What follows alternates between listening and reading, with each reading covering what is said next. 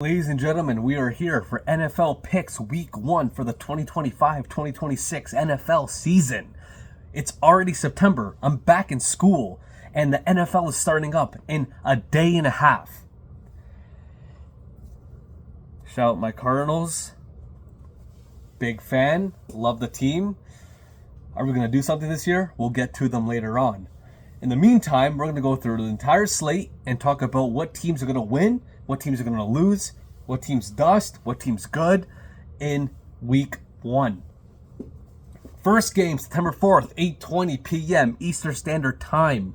We got the reigning, defending Super Bowl champions, Philadelphia Eagles, taking on the big bad America's team, Cowboys, who are most definitely not America's team anymore. It's not 30 years ago. It's not the 90s. The Dallas Cowboys are a fucking train wreck.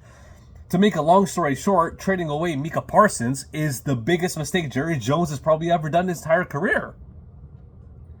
Dallas Cowboys are a fucking train wreck. Anyways, I don't give a fuck about the Cowboys. I'm a Cardinals fan, and we will proceed with these picks here. So Philadelphia Eagles minus 7.5 against the Dallas Cowboys at home. Banner raising night. Championship rings will be in the building. Eagles minus 7.5 against the Dallas Cowboys. Listen, Dak Prescott. Yeah, he's healthy. Sure, nice. Dude, the Prescott and the Cowboys are a train wreck. That team is a disaster. I'm not sure what's going on with that team. They're a complete mess. And I just don't see how they just even compete long term. Like, I know they're going to be the Dallas Cowboys. They're going to win a couple games. You're going to be like, what the fuck? How'd they win that game? But long term, the Cowboys are not going to win the Super Bowl. Let's face the facts here. They're no longer America's team. They're just not. And it's just, you're going against the defending Super Bowl champions at home on a banner-raising night. Minus 7.5 Eagles. That hook is crucial. I still think the Eagles just proceed to go on and just low-key smoke the Cowboys. Like, I don't think the Cowboys are going to be good. Don't get me wrong, though. The Cowboys could score. They still have weapons. But the Cowboys will also give up a lot of points because of what they lost in short term. Micah Parsons, like, dude, like, why would you give up one of your best defenders? Never mind one of your best defenders, one of the best defenders in the NFL. What a stupid bonehead mistake by the Dallas Cowboys and Jerry Jones. And never mind giving up Micah Parsons. You give him up to Green Bay, who is up and coming, unbelievable team. They're like, what the fuck is Jerry Jones and the Dallas Cowboys thinking? But that goes into my whole other argument about how everything's a business and they just want the revenue and they just want money and they're just full of controversy and they're just a fucking train wreck. Will the Dallas Cowboys beat the Philadelphia Eagles? Probably not. Will they cover a 7.5 point spread? Maybe. The hook is crucial. My heart is telling me Eagles, but my gut is telling me that the Cowboys cover 7.5. They'll probably lose by a touchdown. That hook is crucial. Next game, we got the Kansas City Zebras, aka the Kansas City referees, aka the most fugazi football dick riding squad in the entire NFL, against the Los Angeles Superchargers in Brazil. Like, we're trying to push football in Brazil. If I could tell one thing to the NFL, I would say that you're pushing the wrong football in South America. Like, let's not get shit twisted here. Football is soccer here, as we call it in North America, but football is football. Football is soccer. Football is Cristiano Ronaldo. This is not football. This is, like... Anyways, don't get me started on that. Kansas City Chiefs taking on the Los Angeles Chargers in Brazil. The Chargers are considered home underdogs here. Playing in Brazil, you like to think that the Chiefs would probably fill out the stadium because they're just a more well-known team. The Chargers could barely sell out their own stadium when they play in Los Angeles in America. What makes you think that they're going to have a home field advantage here in Brazil? Like, everybody knows Travis Kelce, everybody knows Patrick Mahomes, Travis Kelce, Taylor Swift, all that fucking fugazi nonsense. Travis Kelce's washed up. He's got fucking chips for hands. He's got fucking oven mitts for paws. He's old. He's done. Whatever. I'm not hating on the Chiefs, but I low-key am because, like, they remind me of something else in another sport. And I'm not going to get started on that conversation because I'm a Ronaldo fan. I'm a Ronaldo stan.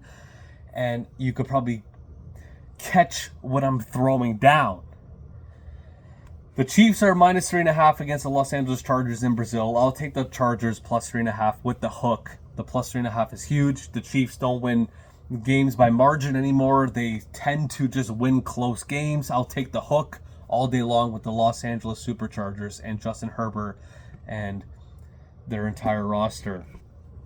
Next game, September 7th, 1 o'clock p.m. Eastern Standard Time. We got the Miami Dolphins taking on the Indianapolis Colts. The Dolphins, I mean, what do you want to talk about the Dolphins? Like, you got Tua. Is his brain okay? Can he even put a sentence together? I'm not saying that in a mean way. I'm just saying, like, this guy has been through so much brain trauma. How long is Tua going to be able to play football for? And I'm genuinely concerned for the guy because, like, that is not something you take a joke of. Like, that is, like, serious shit, dude. Like, when you get that much concussions in your career, it's almost concerning about how long you could play the sport that you love. And it's unfortunate because I love hockey. Hockey's my favorite sport. Hockey and soccer, football, real football, is my favorite sports.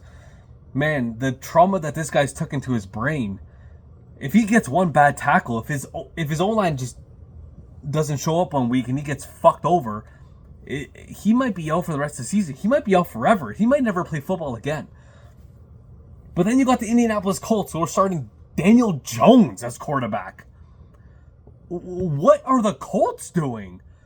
And I know they're playing in the Lucas Oil Stadium in the closed dome, potentially open dome because it's a retracting dome. And this spread is minus 1.5 Miami as an away favorite, which is ludicrous because this game is the most unpredictable of the entire week.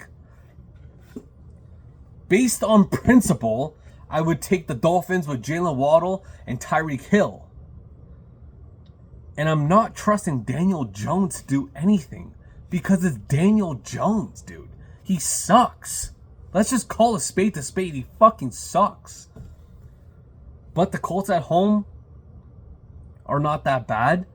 The Dolphins on the road, based off last year, are a weak and soft team. So give me the Colts at home there. Next game, we got the Pittsburgh Steelers and the New York Jets. We got Aaron Rodgers going back to New York. We got what's his face?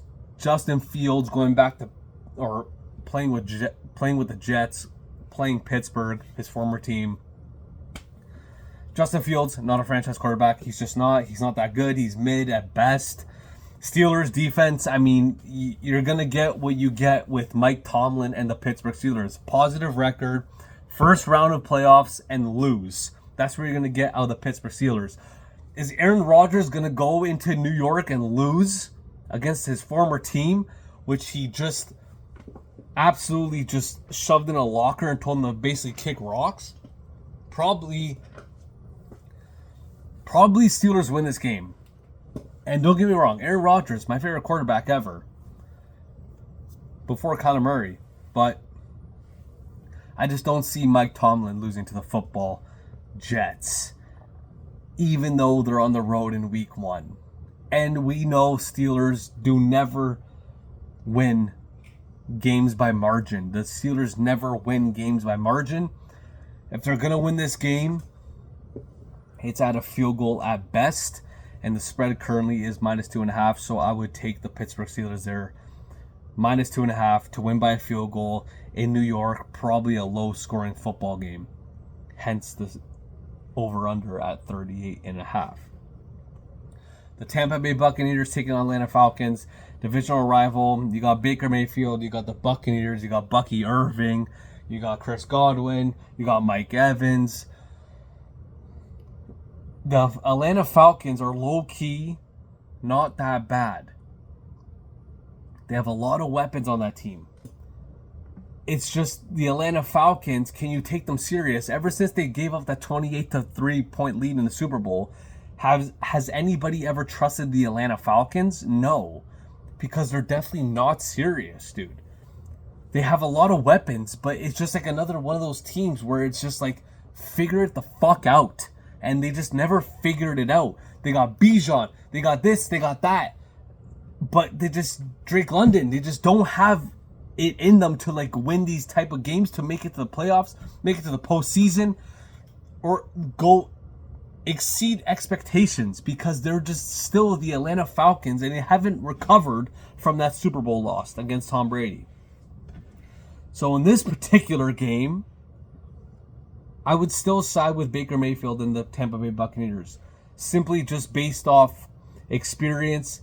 I trust Baker in this situation. I know the Falcons won last 2 out of the 3 against the Buccaneers.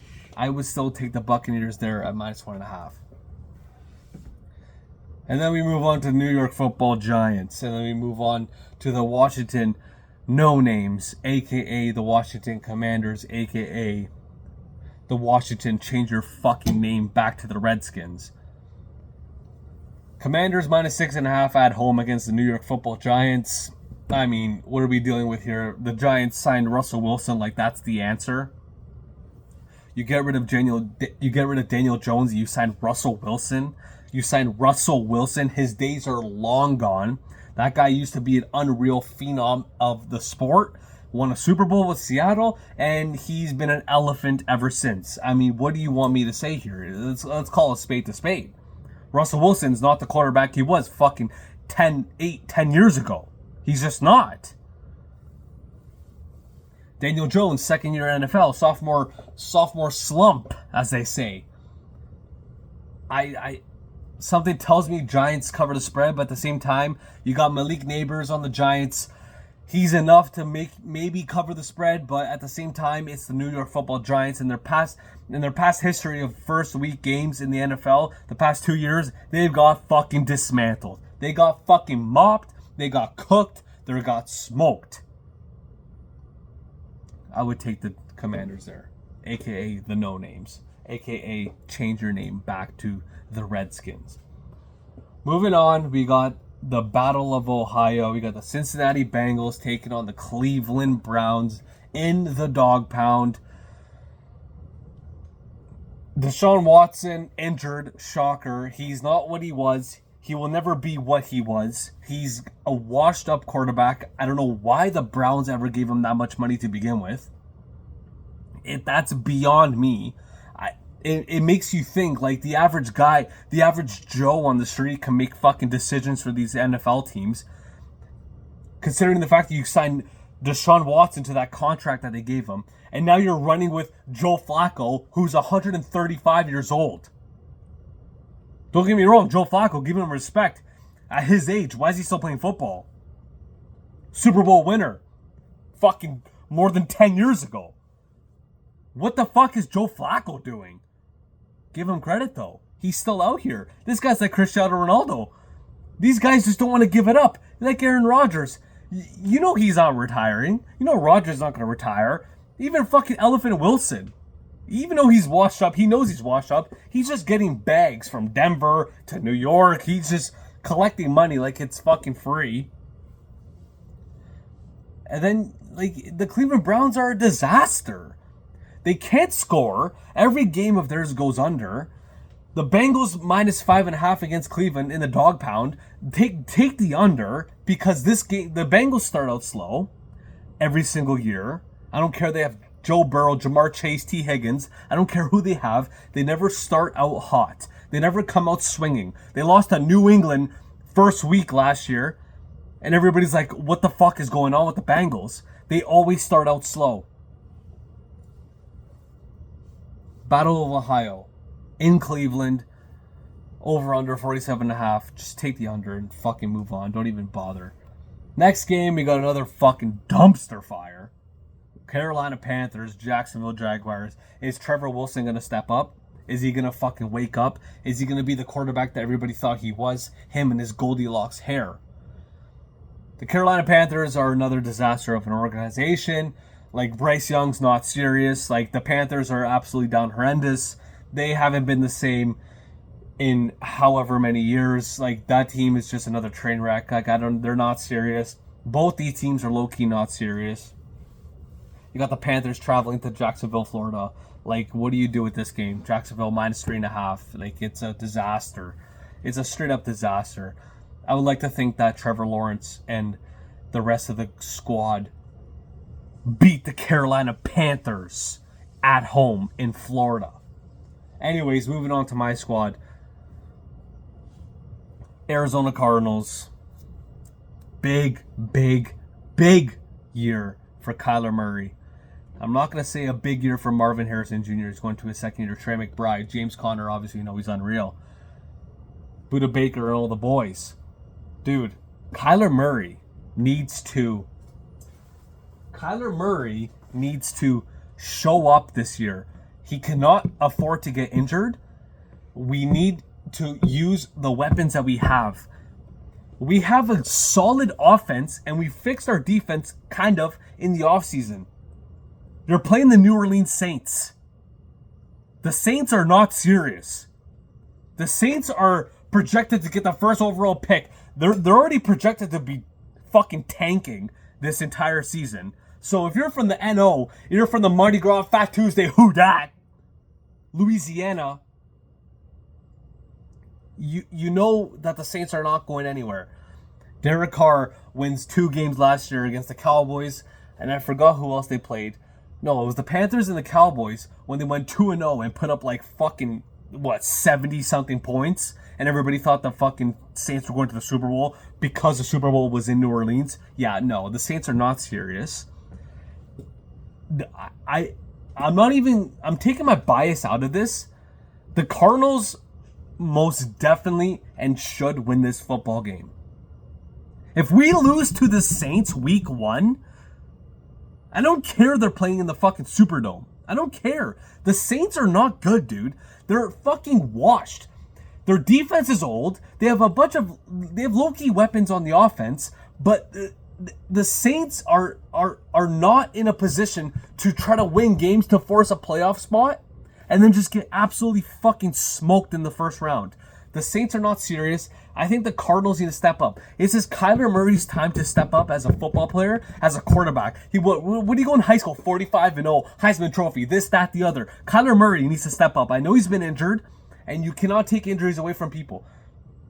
And don't get me wrong, I've been an athlete my entire life. I played hockey, soccer, basketball, football, baseball, volleyball, every sport you can think of. If you're an athlete, you understand injuries, and you know that it could affect everything. But with the amount of treatment that these guys get, with the amount of physio and the massages and the fucking this, that, the other, these guys get the absolute best treatment in the world to recover injuries. Kyler Murray has no excuse this year to not at least push for playoffs, especially under the circumstances with the Rams, with Matt Stafford getting older, with the fucking 49ers losing a bunch of guys, with the fucking Seahawks. Dude, the Cardinals should win the division this year. And I'm not just saying that as a fan, I'm just saying that as facts. We have a fucking roster that is capable of winning that division, which could force a playoff spot. And I sure damn hope they do. And this is the X factor of the entire season. You need to win against the Saints, and not a win against the Saints. You need to fucking blow the Saints out because you know you can. You have the weapons to do so. You have the coaching staff. You have the quarterback. You have the wide receivers. You have Trey McBride at tight end. You have James Conner as a running back. You have the team to do it. Do it. Do it. I'm sick and tired of this fucking team not exceeding their expectations because of someone's injury or because of this or because of that. I cannot take this anymore. Cliff Kingsbury goes to fucking Washington and they destroy the Lions when he was our head coach the year prior. Give me a fucking break, dude. The Cardinals should blow out the Saints in the Superdome. I don't give a fuck if they're playing in Brazil. I don't give a fuck if they're playing in New Orleans. I don't care if they're playing in Greece. The Cardinals should win this game by -6.5. Moving on. Las Vegas Raiders, just win, baby. Yeah, more like just lose, baby. That's another fucking dismantled franchise. What are the Las Vegas Raiders doing? Geno Smith? Geno Smith. They signed Geno Smith 2 years. He's making $38 million a year. If Geno Smith is making $38 million a year, then that means my dog could probably do the same fucking thing. And I'm not taking anything away from Geno Smith. What he did with the Seahawks was not bad. But they went fucking nowhere. It's Geno Smith. And he's a mid quarterback at best. At best. 3 years ago, when he was on the Broncos, everybody thought he wasn't even in the league anymore. And here he is, signing a 2-year 38, or no, it's 38 M's a year, times 2, whatever that is, 70-something. I don't know, I'm not good at math. But long story short, Geno Smith is out here making a bag. He's playing week 1 against the New England Patriots, Drake May, Stephon Diggs, blah, blah, blah. The New England Patriots are also not serious. Favored at home, -2.5. Crazy. Give me Geno Smith and the fucking Las Vegas Raiders. Just win, baby. +2.5. And another fucking disaster of a franchise. The Tennessee Titans. What the fuck happened to the Tennessee Titans? You have Derrick Henry carrying you for so many years, and then now you're just throwing picks left, right, and center. Your team is not serious. The Denver Broncos are serious. And you could say that's crazy to say, but at the same time, you could say otherwise, because I know Bo Nix, second year, whatever, listen, if Bo Nix beat the Chiefs last year when they lost the field goal or whatever happened in that game, he would be getting a lot more respect than he is getting now. And don't get me wrong, this number, -7.5, that's giving a lot of respect to the Denver Broncos. And don't get me wrong, playing in Mile High, playing in Denver, NBA, even the Rockies, or even the Nuggets, like it's hard, or the Avalanche in the NHL, it's hard to play in Denver. Give me the Broncos at home. I think that I actually think the Broncos are a good team. I think the Broncos have a good chance to win the division over the Chiefs. Yeah, call me crazy, old Patrick Mahomes, oh, Travis fucking Swifty, whatever the hell he's on about nowadays. Dude, I think the Broncos are a low-key sleeper team this year. And I think a lot of people are going to continue to sleep on them because it's Denver Broncos. And they're not what they were when they won the Super Bowls with the Mannings and whatnot. But I think week 1 against the Tennessee Titans, this is an unbelievable opportunity to fucking put your team on the map. Same with the Arizona Cardinals. We need to blow out the Titans, and so do the Broncos need to blow out the damn Titans. Because this is a very, very, very winnable game for the Denver Broncos against a team that is just up there with the Saints trying to get a draft pick because they're down horrendous. And I'm sure the entire organization, plus the fans, know they ain't going fucking anywhere. They're not going playoffs. They're not even going to get more than fucking 6 wins probably this year. Anyways, moving on to 2 of my favorite teams' divisional rivals, the San Francisco 49ers and the Seattle Seahawks. Now, what do you do here? You got motherfucking Sam Darnold, quarterback in the Seahawks, not serious. Oh, regular season, he's serious. Playoffs, he folds like a cheap tent that you get from Walmart on sale, on clearance, on rollback for fucking $13. The San Francisco 49ers, they still got weapons. They got George Kittle. They still got McCaffrey. They got Purdy. They got the Bosa.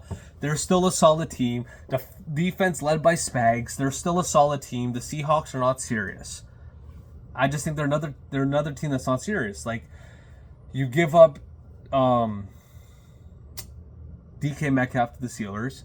You still have Tyler Lockett. I mean, they're just not what they were when they had the old elephant running the quarterback, Russell Wilson. Like, they're just not I was about to say Stanley Cup. They're just not a Super Bowl contending team. They're not a playoff team. The San Francisco 49ers should roll over the Seahawks. Roll meaning win by at least 5. The spread's 2.5. Give me the Niners. Next game, we got a fucking barn burner here, folks. Detroit Lions, Green Bay Packers. Ooh, Nelly. Packers favored at home, -2.5 against the Detroit Lions. Give me the Lions 10 times out of 10, twice on Sunday. The Detroit Lions are out for revenge this year, and everybody's going to count out the Lions because it's still, the end of the day, the Lions. But don't get shit twisted. You still got Dan Campbell. You still got a fucking solid roster. That team is stacked. You got a healthy fucking Sam Laporta. That team is stacked. And you're going to give me the Lions as an underdog? Give me the Lions all day long. Enough said. Jordan Love, low-key got banged up in preseason. You just cannot not take the Lions as an underdog against a divisional rival in the Green Bay Packers. I know it's in Lambeau Field, but at the same time, what happened last year when the Lions were underdogs against the Packers in Lambeau? The Lions won. Give me the Lions. Next game, Houston Texans, Los Angeles Rams. What the fuck do you do with this game? What's CJ Stroud going to do? What is Matt Stafford going to do? Lost Cooper Kupp. You still have Puka Nacua. What do? You still have Sean McVay as coach, obviously. I'm not taking anything away from Sean McVay. He has a Super Bowl. That's all you need. All you need in this sport. The football is like hockey. All you need is one Super Bowl. All you need is one Stanley Cup.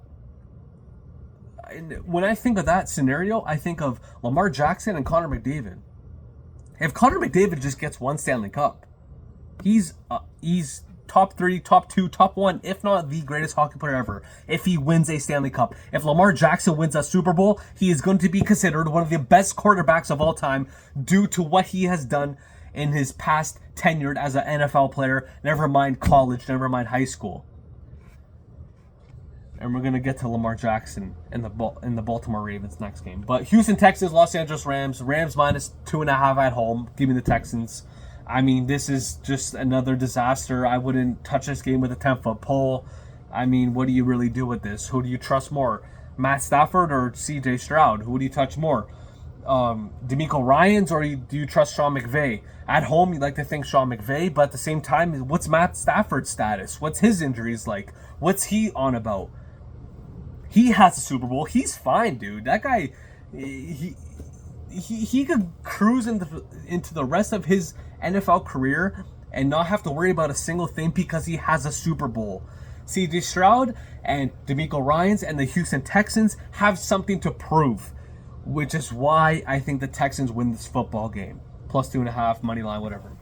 Next game, Sunday Night Football, Baltimore Ravens, Buffalo Bills, rematch, conference finals. I was at that game. I was in Buffalo cheering on Lamar Jackson. I'm a big Lamar Jackson fan. I've been a fan of his since he was on Louisville. I've been a fan of his ever since he stepped foot into the NFL. I will support Lamar Jackson always. I know people say he's a fucking he's this, that, the other. He will never win a Super Bowl, this, that.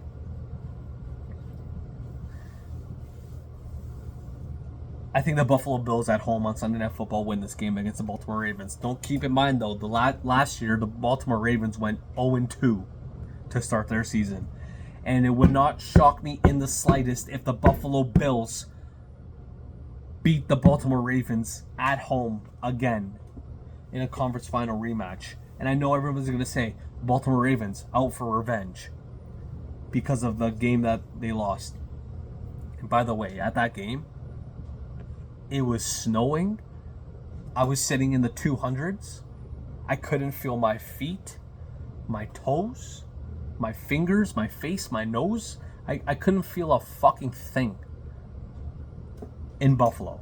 Buffalo's a disaster. The weather's fucked. I live in Canada. Toronto. The weather's fucked. Dude, Buffalo, it's a nightmare. It's even worse somehow. The weather's crazy. Maybe that's why the Ravens lost. I don't know. Lamar Jackson is from Pompano, Florida, where Kodak Black is from.